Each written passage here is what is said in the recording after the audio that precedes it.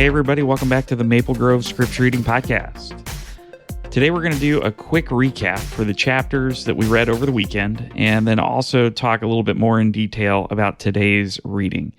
But one thing before we get into that, I wanted to let you know some of the chapters that we read today or that we read over the weekend, they cover some difficult topics that are a little bit more mature. And I'm not going to go too deeply into these, but I want to let you know just in case, you don't want to listen to it with like kids around or whatever. So anyway, this weekend we read through chapters 32 through 37.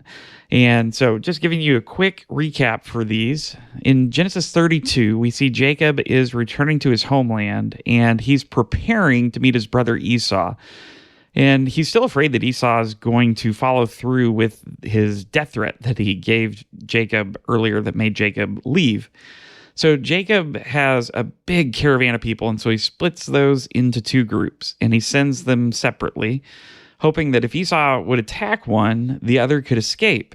And he's also sending gifts as well. Everybody eventually leaves Jacob, and during that night, he wrestles with a man until daybreak. Now, Jacob did not want to release him until the man blessed him. And it's here we get the name change. Jacob gets his name changed to Israel, which could have this meaning of he struggles with God.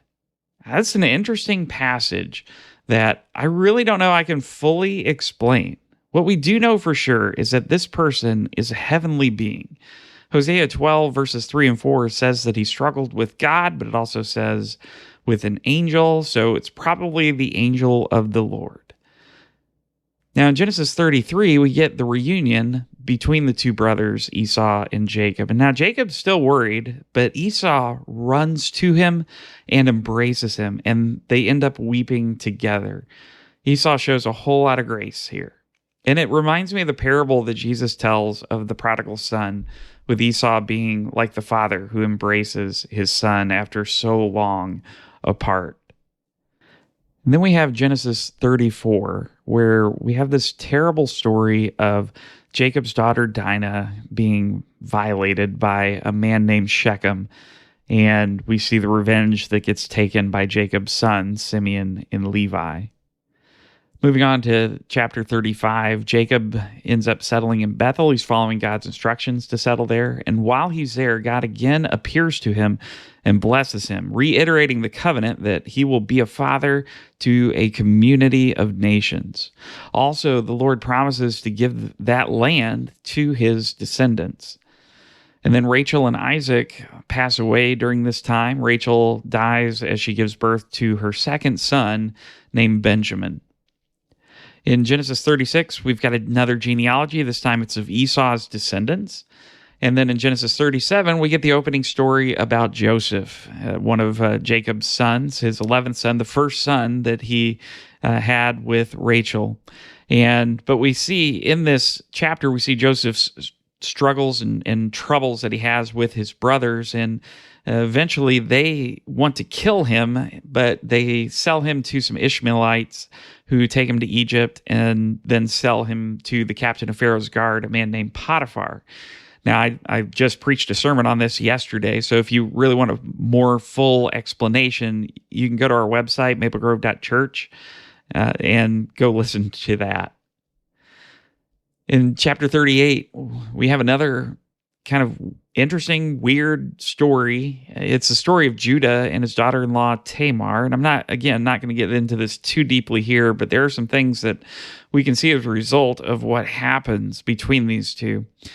And some conclusions here is there has been deception that has been prevalent in this family of Jacob ever since Jacob deceived his father. This time it's affecting Judah.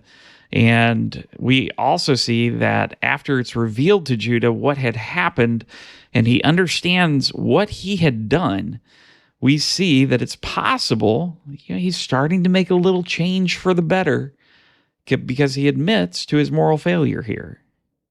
One thing to point out, though, is that we know from the future that in Matthew chapter 1, verse 3, Tamar is one of the women who is mentioned in the genealogy of Jesus. There are not many women mentioned in there, but she is one of them.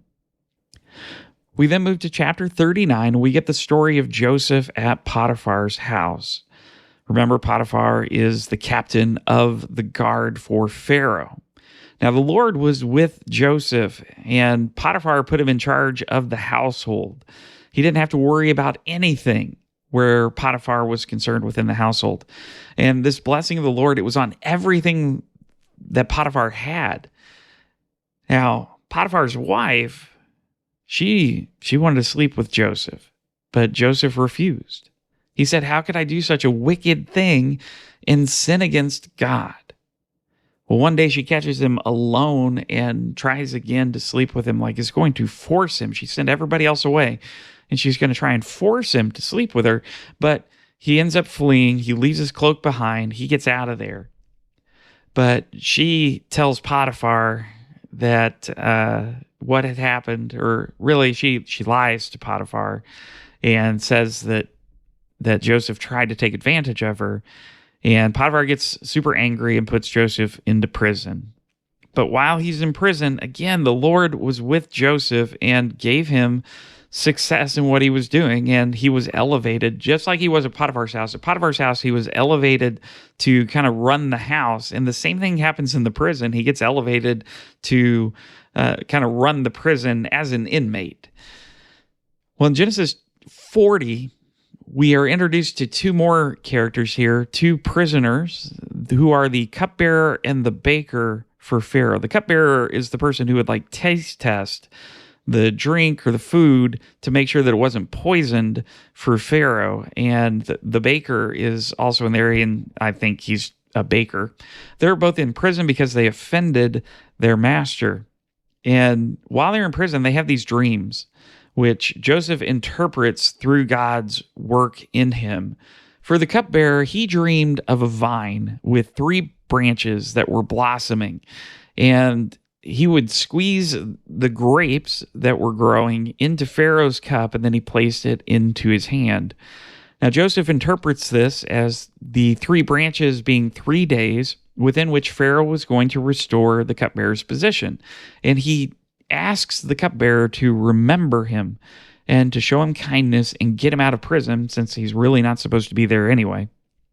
Then the baker tells Joseph his dream, and in his dream, he's got 3 baskets of bread on his head, and it's got all of this baked goods on his head in this basket, but the birds were coming and eating them.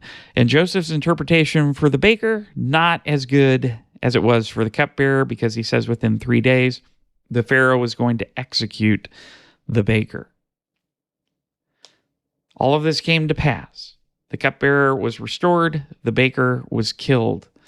But the cupbearer did not remember Joseph, and Joseph remains in prison. One of the things I think we need to see in these passages, especially the ones from today, is Joseph's faithfulness to God. We see Joseph being faithful to the Lord and the Lord blessing him for it. Now, that doesn't make things go perfect for him. I mean, he's basically a slave for Potiphar, and then he's wrongfully imprisoned. And even when he does what's right for the cupbearer doesn't remember him until much later. But that's going to be a story for tomorrow. For us, though, we need to remember that we've got to stay faithful to the Lord. I do believe that he will bless us, but it doesn't mean that it's going to go smoothly or perfectly all the time either. But we just want to be as faithful as we can to God.